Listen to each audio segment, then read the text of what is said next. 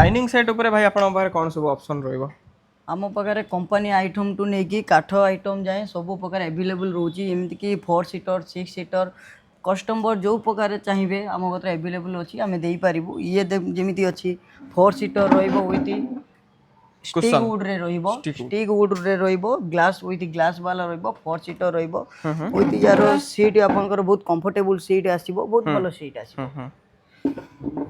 ये भी सही सेम मटेरियल रहइबो ना मार्बल फिनिश किछ ये भी सही ग्लास ये भी सब ये जति देखुचंती ये बतन ग्लास आइटम रे रहिबो हमर सेपटे अछि मार्बल आइटम भी अछि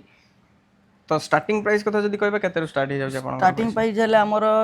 46000 रु स्टार्टिंग रहउची विथ कंपनी आइटम हे गले आपनकर रहि जाउची 37 रु स्टार्ट रहउची तो प्रीमियम